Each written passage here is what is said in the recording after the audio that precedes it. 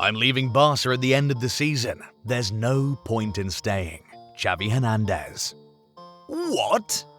How did the dream job at his boyhood club turn into such a disaster? Stay tuned to find out all the juicy details. Let's kick it off. Born in 1980 in Terrassa, Spain, Xavi Hernandez grew up in a football family. His dad, Joaquim, was a pro player, so the game was a part of Xavi's DNA. Imagine growing up where kicking a ball was as common as breathing. That was football in the Hernandez family. When Xavi was just 11, he joined La Masia, FC Barcelona's youth academy. It's like Hogwarts but for football wizards.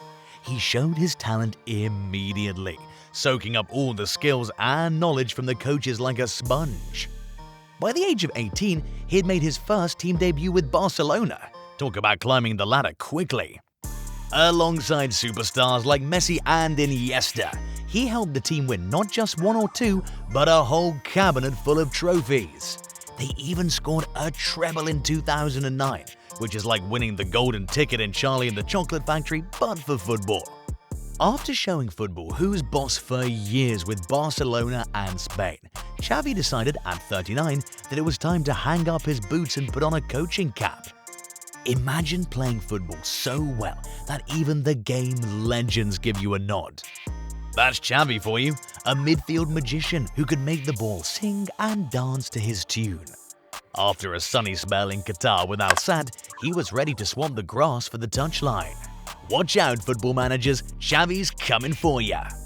So, Xavi decided to hang up his boots and chose coaching as his next move. His first gig, over at Al Sadd in Qatar, the club where he said goodbye to his playing days.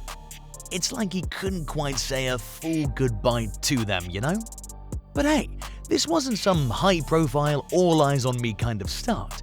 It was more chill, out of the limelight, giving him space to get his coaching groove on.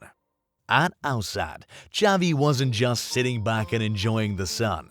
Nope, he was busy racking up trophies. We're talking 2 Qatari League Cups, a Qatari Stars Cup, 2 Qatar Cups, and, oh yes, the league title in the 2020-21 season. His team was on fire, winning 19 out of 22 games, scoring tons of goals and locking down their net tighter than Fort Knox. This success got the folks back at Barcelona thinking, maybe we've got our own Pep Guardiola 2.0 here. And in November 2021, guess what? Xavi's back at Barcelona, but this time as the boss. He walks into a bit of a mess. The club's in financial trouble and they're not the juggernauts they were during his playing days. But Xavi being Xavi turns it all around. Barcelona wins La Liga, beating their arch-rivals Real Madrid, and he brings the spotlight back to La Masia, their youth academy. It's like the good old days are back. So, Xavi comes in and it's like he's shaking a magic wand over Barcelona. He's not sticking to the script, the usual tiki-taka Barcelona style of passing the ball around like it's a hot potato is no longer. Instead, he's mixing it up with a bit of Diego Simeone's grit and a dash of Mourinho's cunning, a sort of soccer smoothie, if you will. He's showing off some neat tricks, like winning big games even when they're not hogging the ball. That win against Real Madrid in the Super Cup, pure gold. And the way they showed Sevilla the door with a 3-0 win, classic. In defense, Xavi's like a chess master. He's got this 3-2-2-3 setup that turns players like De Jong and Busquets into midfield maestros. And the backline, Koundé, Araujo, Christensen, they're like the 3 musketeers, all for one and one for all. Ter Stegen in goal, it's like Xavi whispered some secret goalie wisdom in his ear. The man started playing out of his mind. And let's not forget the kids from La Masia. Xavi's giving these young talents, such as Lamine Yamal, an opportunity to shine, keeping the Barcelona tradition alive and kicking. Overall, Xavi's Barcelona is like a remix of the old classics with some fresh beats.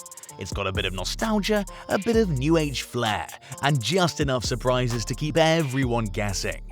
Fans and experts are all nodding in approval, seeing shades of the Barcelona way, but with Xavi's unique spin on it. However, the next season, well, that's been a bit of a roller coaster. Losing key players to injury, a frontman who isn't getting any younger, and a defense that is like Swiss cheese has killed the momentum from the previous season's success. Alright, let's dive into the not-so-rosy part of Xavi's journey with Barcelona. Things started to go a bit sideways, and it wasn't pretty. We're talking about a mix of shaky results, some star player drama, and a bit of internal kerfuffle. First off, Barcelona under Xavi had some serious consistency issues. They were struggling to nab those convincing wins. They're 10 points behind the top of the table in La Liga, not exactly a normal sight to see.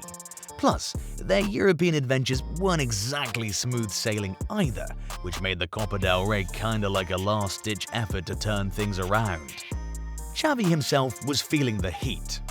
He had to deal with missing key players like Gavi, Pedri and Marc-Andre ter Stegen, which really didn't help.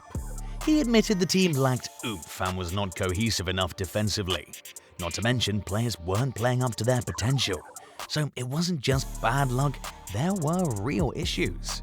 And these problems didn't look to be going away anytime soon. The whole situation reached a boiling point when Xavi announced his decision to step down at the end of the season. This came after a less than stellar performance against Villarreal, leaving them lagging even further behind Real Madrid. Even though Xavi had some decent successes, like leading Barca to a league title and Supercopa win, things just weren't clicking anymore. Defensively, the team was not the solid unit it used to be. They let in 29 goals in 21 league games, which is a far cry from their previous season's form. There was also a messy exit from the Copa del Rey thanks to Athletic Bilbao. And let's not forget the drama with Lewandowski. There were rumors of Xavi giving him a piece of his mind during a game, and with the arrival of a new Brazilian player, Vitor Roque, Lewandowski's spot seemed even more uncertain. So, what went wrong? A combo of injuries, tactical mishaps, and just plain poor form dragged Barcelona into a bit of a slump. They lost their mojo, and despite some decent Champions League showings, it was clear something had to give.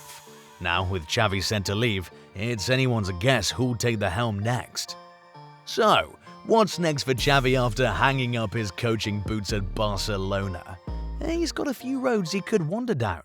Maybe he'll jump right back into coaching with a new club, or take a wild turn and manage a national team. Or he could just hit pause, take a breather, and figure out his next big move.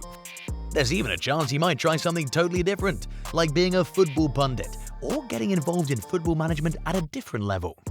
As for rumors about his future, well, they're just that, rumors. Nothing set in stone yet.